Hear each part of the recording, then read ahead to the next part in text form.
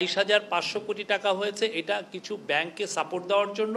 কিন্তু এটা একটা হচ্ছে যে আপনার একটা চৌবাচ্চার পানির মতো টাকাটা, হ্যাঁ, একদিক দিয়ে পানি আসছে টাকাটা, আর একদিক দিয়ে ওইটা বেরিয়ে যাচ্ছে, ফলে পানিতে টাকা যেটা আছে মার্কেটে সেটা কিন্তু সমান থাকছে, মানে পানি কিন্তু একই থাকছে। তো সেই জন্য আমরা মনে করছি না যে এটা হবে। এইটা টেকনিক্যালি এটা আসলে কোনো এক্সট্রা মানির সাপ্লাই এখানে করবে না, এটা ওই বিধি মেনেই এই কাজটা করা হয়েছে। তো আপনি ওইটার সাথে এটার মানে যে ব্যাংকগুলো যারা উইক ব্যাংক তাকে সাপোর্ট দেওয়া, কিন্তু এইটার সাথে মুদ্রাস্ফীতিতে এটা যে হিট করবে না, মার্কেটে হিট করবে না। প্রিয় দর্শক, আমি শ্রুতি খান চলে আসছি টক্স বিডি নিউজ এবং আমাদের বাংলাদেশের খবর চ্যানেল থেকে একযুগে খবর প্রচার করার জন্য, এবং আমার পেজেও এই ভিডিওটি আপনারা পাবেন। কথা হচ্ছে, বাংলাদেশে বর্তমান সরকার 22,000 কোটি টাকা ছাপানোর উপরে আমাদের যে বর্তমান অন্তর্বর্তী সরকারের প্রেস সচিব তিনি একটা ব্যাখ্যা দিলেন যে এই টাকাটা তারল্য টাকা, পানির মতো চৌবাচ্চার ভিতর দিয়ে যাবে, চৌবাচ্চার ভিতর দিয়ে বের হবে, এটা জনগণের কোনো প্রকার ক্ষতি হবে না। এবং বর্তমান যে বাজারে মানুষ যেটা, আমরা যেটা অর্থনীতিবিদরা যেটা বলেন যে টাকা ছাপালে বাংলাদেশে না পৃথিবীর যে কোনো জায়গায় অতিরিক্ত টাকা ছাপানো হলে সেখানে মূল্যস্ফীতি হয়, দ্রব্যমূল্যের মূল্যস্ফীতি হয় এবং দ্রব্যমূল্যের দাম বেড়ে যায়, টাকার মান কমে যায়। তো সেই জায়গায় বলেছেন কোনো প্রকার কোনো ক্ষতি হবে না। কিন্তু আমরা বাস্তবতা দেখতে পাচ্ছি, গ্রাহকরা ব্যাংকে যাওয়ার পর ওনারা যেই অজুহাত দেখে টাকাটা ছাপিয়েছেন যে টাকাগুলো ব্যাংকে দেওয়া হবে, কিন্তু ব্যাংকের যারা গ্রাহক তারা বলতেছেন ভিন্ন কথা। আপনারাই তাদের ভিডিওটা শুনবেন, শোনার পর আপনারা বিবেচনা করবেন। এখন শেখ হাসিনা 15 বছরে যে টাকা ছাপিয়েছিল তা হতে পারে 40 বা 45,000 কোটি টাকা। সেই টাকার জন্য, মানে অনেকে বলে যে 46,000 কোটি টাকা, তো 46,000 কোটি টাকা বিগত 15 বছরে ছাপানো হয়েছিল, যেটার জন্য শেখ হাসিনার বিরুদ্ধে এমন গুজব অপপ্রচার করেছে, ঘরে ঘরে ঘরে ঘরে হাতে হাতে মোবাইল যেভাবে পেরেছে সেভাবে অপপ্রচার করেছে যে বাংলাদেশে মূল্যস্ফীতি হবে এবং বাংলাদেশ দেউলিয়া হয়ে গেছে, বাংলাদেশের রিজার্ভ শেষ হয়ে গেছে, সরকার সেটা প্রকাশ করে না, বাংলাদেশ দেউলিয়া হওয়ার পথে, এত পরিমাণ গুজব ছড়িয়েছে। অথচ আজকের যুগান্তর পত্রিকাতে খবর এসেছে যে বাংলাদেশের এই আওয়ামী লীগ সরকার পতনের সময় রিজার্ভে টাকা ছিল 48 বিলিয়ন ডলার, আর এখন বর্তমানে 24 মিলিয়ন ডলারে নেমে আসছে। মানে এই জুলাই আন্দোলনের পরে 5ই আগস্টের পরে 24,000 মিলিয়ন ডলার নাই হয়ে গেছে, রিজার্ভ থেকে বের হয়ে গেছে। কেন, কিভাবে বের হয়েছে সেটা আমি পরবর্তী ভিডিওতে আপনাদেরকে দিয়ে দেব। এই যে অর্ধেকের সমান টাকাই নাই হয়ে গেল, সেটা তো শেখ হাসিনা তো এখন নাই, তাহলে এখন কেন রিজার্ভের টাকা নাই হয়ে গেল? আর এই যে দপ্তর সম্পাদক যিনি প্রেস ব্রিফিংয়ে বললেন যে এই টাকার ছাপানোর কারণে, এবং গভর্নর বলেছিলেন যে আমরা নতুন করে কোনো টাকা ছাপাবো না, বাংলাদেশে বর্তমানে যে গভর্নর ইউনূস নিয়োগ দিয়েছেন বলেছেন যে নতুন টাকা আমরা ছাপাবো না, কিন্তু তারপরেও 1 মাস না যেতেই নতুন 7-8টি ব্যাংকে দেউলিয়া দেখায় তারপর তারা টাকা ছাপানোর কাজটি সম্পন্ন করেছেন। তো ব্যাংক কর্তৃপক্ষ হঠাৎ করে কেন দেউলিয়া হয়ে গেল? এবং আমরা জানি যে শেখ হাসিনা সরকার থাকার সময়, আওয়ামী লীগ সরকার থাকার কালীন সময় তারা প্রচুর পরিমাণে অপপ্রচার করেছে বাংলাদেশের অমুক ব্যাংক দেউলিয়া, তমুক ব্যাংক দেউলিয়া, তমুক ব্যাংক দেউলিয়া, কিন্তু কোনো ব্যাংকই কিন্তু কোনোদিন সংবাদ মাধ্যমে বা কোথাও প্রকাশ্যে বলেনি যে আমাদের ব্যাংক দেউলিয়া হয়ে গেছে। হঠাৎ করে এই সরকার আসার পরেই হঠাৎ করে দেউলিয়া হয়ে গেল, হঠাৎ করে সবকিছু উলটপালট হয়ে গেল, কিভাবে সম্ভব? তার মানে আগে থেকে তাদের একটা ছক করা ছিল যে এই ব্যাংকগুলো তারা দেউলিয়া দেখাবে এবং নতুন করে টাকা উৎপাদন করবে, সেই টাকাগুলো বাংলাদেশ থেকে বের করে কোথায় নিয়ে যাবে? এই যে চিনি, ডাবল দামে চিনি কেনা হচ্ছে, ডাবল মূল্য দেওয়া হচ্ছে, জাহাজ ভর্তি অস্ত্র নিয়ে আসা হচ্ছে, টাকা কোথায় যাচ্ছে? শেয়ার বাজারে টাকা কোথায় যাচ্ছে? শেয়ার বাজারের থেকে এখন যারা পুঁজি বাজারে পুঁজি ইনভেস্ট করতেন তারা প্রত্যেকে এখন সেখান থেকে বিমুখ হয়ে ফিরে যাচ্ছেন। শেয়ার বাজারে এখন আর নতুন করে কেউ ইনভেস্ট করতে চাচ্ছেন না। যারা ইনভেস্ট করেছেন এই ডক্টর ইউনূসের 2-4টা সিস্টার কনসার্ন কোম্পানি ছাড়া আর গ্রামীণ ব্যাংক ছাড়া 4 থেকে 5টা কোম্পানি ছাড়া বাকি সমস্ত কিছু দেউলিয়া হয়ে গেছে। মানে সমস্ত পুঁজিবাজার যেসব বড় বড় কোম্পানিগুলো ছিল পুঁজিবাজারে সবকিছুই এখন দেউলিয়া হয়ে গেছে। তাহলে আমরা যে মূল্যস্ফীতির কথা চিন্তা করেছি সেই মূল্যস্ফীতি নিয়ে একটি খবর প্রচার হয়েছে যে বাংলাদেশে কি পরিমাণ মূল্যস্ফীতি হয়েছে, আপনার চোখ কপালে উঠে যাবে এই খবর শুনলে। খবরটি প্রচার করেছে চ্যানেল আইয়ের অনলাইন একটি পত্রিকা। নিয়ন্ত্রণহীন মূল্যস্ফীতি, খাদ্যে বেড়েছে সবচেয়ে বেশি মূল্যস্ফীতির পরিমাণ 13.80%। ভিন্ন ভিন্ন পত্রিকায় খবরে বলা হচ্ছে 14%-এর উপরে চলে গেছে মূল্যস্ফীতি। তো বর্তমান সরকার আমাদেরকে যে গুজম বাজুম বুঝাচ্ছে, যে আমাদেরকে আইওয়াশ করছে, আমাদেরকে ধোকাবাজি করছে, আমাদের বাংলাদেশের মানুষকে শোষণ করে মূল্যস্ফীতি বাড়িয়ে নতুন টাকা ছাপিয়ে পাকিস্তান থেকে দ্বিগুণ দামে খাদ্যদ্রব্য কিনছে, চিনি কিনতেছে, তারপরে হচ্ছে অস্ত্র ভান্ডার কিনতেছে, আমাদের দেশের মানুষ না খেয়ে মরতেছে, সেটার দিকে তাদের কোনো কর্ণপাত নেই। এই চিনি বাংলাদেশে ঢোকার পরে চিনির দাম কত হবে? এখনই তো 100-র উপরে, তো ভবিষ্যতে 200-250 টাকা তো হবেই।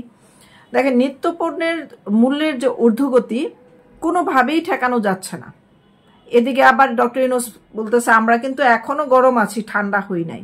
আরে বাবা, তোরা তো সরকার হওয়ার কোনো যোগ্যতাই নাই, তোদের সরকারের কেরানি হওয়ারও যোগ্যতা নাই ডক্টর ইউনূসের। সে হইতে পারে নোবেল লরিয়েট, সে তো অশান্তির জন্য পুরস্কার পেয়েছে, শান্তির জন্য পায় নাই। তো সে বাংলাদেশের মানে যে শেখ হাসিনা সরকারে বলবো, শেখ হাসিনার কেরানি হওয়ার পিউন হওয়ার যোগ্যতা নাই তার। সে আসছে সরকার হইতে, সে এখন বঙ্গবন্ধু হওয়ার চেষ্টা করছে, নতুন জাতির পিতা। হ্যাঁ, সে বুঝে সুদের ব্যবসা, সে কিভাবে দেশ চালাবে সে বুঝে সুদের ব্যবসা। সে বৈশা বৈশা খালি ডায়লগ দিলেই হবে যে দ্রব্যমূল্য ঠিক রাখতে হবে, আমরা ঠিক রাখার চেষ্টা করবো। মিথ্যা, যত মিথ্যা আজগবি ধোকাবাজি ওয়াদা আছে সবগুলো আমাদের সাথে দিচ্ছে, কিন্তু কোনোটাই কাজ হচ্ছে না। আমরা বাংলাদেশে বসে 500 টাকা কেজি 700 টাকা কেজি রিড করছে ইলিশ মাছের দাম দেওয়ার জন্য, 300 টাকা মূল্যে আগরতলা দিয়ে মাছ পাঠা দেয় ভারত। আবার বলে ভারতের সাথে, ভারতের বিরুদ্ধে কেন আমরা কথা বলি না। তো তারা তলে তলে টেম্পু চালায়, আমাদেরকে বলে ভারত বিরোধী কথা বলি না কেন। বাংলাদেশের মানুষকে ভর্তুকি দিয়ে একদিন মাছ খাওয়াতে পারছে? পারে না। আচ্ছা, সেটা নিয়ে আলাদা ভিডিওতে কথা বলবো। এখানে মূল্যস্ফীতি নিয়ে কথা বলি। অক্টোবরের গড় মূল্যস্ফীতি আবার বেড়ে 11 এটা অক্টোবর মাসের মূল্যস্ফীতির কথা বলা হয়েছে। বর্তমানেরটা বলি, তখন ছিল 11.38%, আর খাদ্য মূল্যস্ফীতি বেড়ে এখন হয়েছে 13.80%। 5 ডিসেম্বর বাংলাদেশের পরিসংখ্যান ব্যুরো চলতি বছর নভেম্বর মাসের ভোক্তা মূল্য সূচকের সিপিআই হালনাগাদ তথ্য প্রকাশ করছে। বিবিএস এর প্রকাশিত তথ্যে দেখা গেছে যে চাল, ডাল, তেল, লবণ, মাছ, মাংস, সবজি, মশলা, তামাক জাতীয় পণ্যের দাম বাড়ায় খাদ্যের মূল্যস্ফীতি হার বেড়েছে। বিসিএস এর পরিসংখ্যান দেখা গেছে নভেম্বর মাসে দেশের খাদ্য মূল্যস্ফীতি ছিল 13.80%। এছাড়া খাদ্য বহির্ভূত মূল্যস্ফীতি ছিল 9.39%। আগের মাস অক্টোবরে যা ছিল যথাক্রমে 12.66% এবং 9.34%। গত বছরের অর্থাৎ 2023 সালের নভেম্বর মাসে খাদ্য ও খাদ্য বহির্ভূত মূল্যস্ফীতি ছিল যথাক্রমে 10.76%, 8.6%।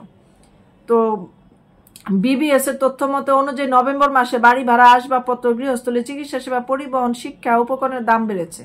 অক্টোবর মাসে এই খাতে মূল্যস্ফীতির হার ছিল 9.34%, অথচ নভেম্বর মাসে বেড়ে যা হয়েছে 9.34%। তো সরকারি চাকরিতে কোটা পদ্ধতি বাতিলের দাবিতে জুলাই মাস জুড়ে আন্দোলন করেছেন দেশের বিভিন্ন শিক্ষা বিশ্ববিদ্যালয়ের শিক্ষার্থীরা বা স্কুল কলেজের শিক্ষার্থীরা। এতে করে দেশের এক ধরনের অচল অবস্থা হয়ে গেছে।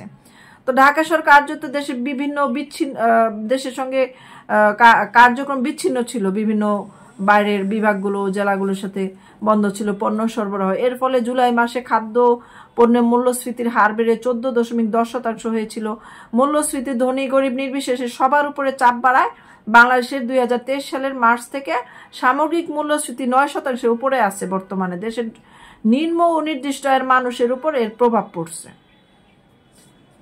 এবং অন্যান্য যারা পত্রিকা আছে আপনার প্রথম আলো, তারপর কালের কণ্ঠ, তারপর হচ্ছে আরো অসংখ্য অসংখ্য অনলাইন পোর্টাল আছে যারা খবর প্রচার করেছে। কেউ 14%, কেউ সবাই মানে 14%, কেউ 12%, কেউ 13% মূল্যস্ফীতির খবর প্রকাশ করেছে।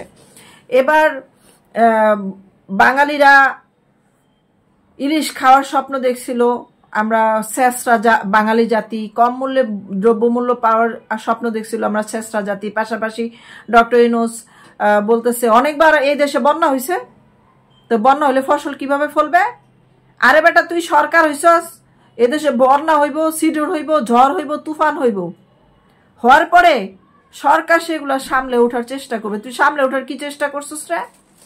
তুই বন্যার্থদের কোনো সহযোগিতা দিচ্ছ? ত্রাণ সহযোগিতা যে জনগণ দিল ঢাকা টিএসসিতে, সমস্ত ত্রাণের টাকা আত্মসাৎ করছে সমন্বয়করা, কোনো শব্দ নাই। তারা নাকি ত্রাণ অধিদপ্তরে জমা দিছে বলে সেই টাকা আর কোথাও বিলি করা হয় নাই।